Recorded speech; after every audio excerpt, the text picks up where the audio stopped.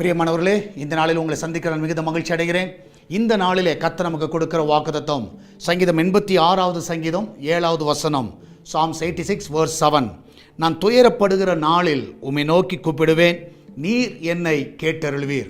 நான் துயரப்படுகிற நாள், கஷ்டப்படுகிற நாள், கண்ணீர் விடுகிற நாள். ஒருவேளை நான் விசுவாசிக்கிறேன், நீங்கள் இப்படிப்பட்ட துயரத்தில் நீங்கள் போய்கொண்டு இருக்கலாம்.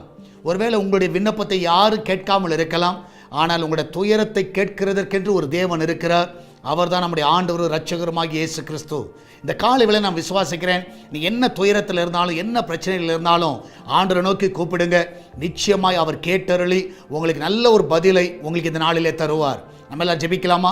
நன்றி ஆண்டவரே, இந்த காலையில் அநேக துயரத்தில் இருக்கலாம், பிரச்சனையில் இருக்கலாம். இந்த நாளில் ஆண்டவரே, தேவனுடைய கரம் அவர்களை பலப்படுத்தி அவர்களை ஆசீர்வதிக்கட்டுமப்பா. அவளை நன்மையினால் நிரப்புங்க. அந்த பிள்ளையோட வாழ்க்கையில் எல்லா நன்மைகளை காண செய்யுங்கப்பா. அந்த துயரத்தெல்லாம் நீங்கள் எடுத்து போடுங்க, அந்த கஷ்டங்களெல்லாம் எடுத்து போடுங்க ஆண்டவரே. வேலைக்கு போகிற பிள்ளைகள், வீட்டில் இருக்கிற பிள்ளைகள், படிக்கிற பிள்ளைகள் எல்லாருக்கும் நல்ல ஞானம், நல்ல சுகம் பலனை கொடுங்கப்பா ஆண்டவரே. இந்த நாளிலும் ஆண்டவரே, விசேஷமாய் கர்த்தாவே, கிச்சன் பகுதியை நம்முடைய கருத்தில் வைக்கிறோம். அந்த இடத்தை நீங்கள் ஆசீர்வதிங்க. அதில் வேலை செய்கிற ஒவ்வொரு பிள்ளைகளும் காத்துக்கொள்ளுங்கப்பா. அப்பத்துக்கும் தண்ணீருக்கும் எண்ணெய்க்கும் மாவுக்கும் ஒரு குறைவு இருக்கக்கூடாது.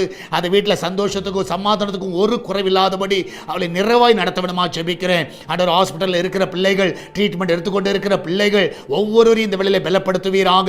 ஆண்டவர், எல்லாருடைய பலவீனங்கள் முற்றிலுமாய் மறையட்டும் அப்பா. எல்லாருடைய பிளட் ரிப்போர்ட் எல்லாம் நார்மல் என்று வரட்டும் ஆண்டவர். இந்த நிமிஷம் எல்லா ரிப்போர்ட் எல்லாம் நார்மல் என்று வரட்டும் அப்பா. உங்களுடைய பிள்ளைகள் படுகிற வேதனைகள், அந்த வலியின் நிமித்தமாக படுகிற கர்த்தாவே வேதனைகளை நீர் அறிந்திருக்கிறீர். அந்த துயரத்தை நீர் அறிந்திருக்கிறீர். அந்த பிள்ளைகளுக்கு நீர் இப்பொழுதே உதவி செய்வீராக. அவளை காத்துக்கொள்வீராக. மகிமையான காரியங்களை செய்யுங்கப்பா ஆண்டவரே. கர்த்தாவே, சால்வேஷன் டிவிக்காக நாங்கள் ஜெபிக்கிறோம். அந்த தேவையெல்லாம் சந்திங்கப்பா. இதனால கூகுள் பே, ஃபோன்பே, பேடிஎம் மூலமாக, மணி ஆர்டர் மூலமாக, பேங்க் டிரான்ஸ்ஃபர் மூலமாக வருகிற ஒவ்வொரு காணிக்கை தசமங்களை ஆசீர்வதிங்கப்பா.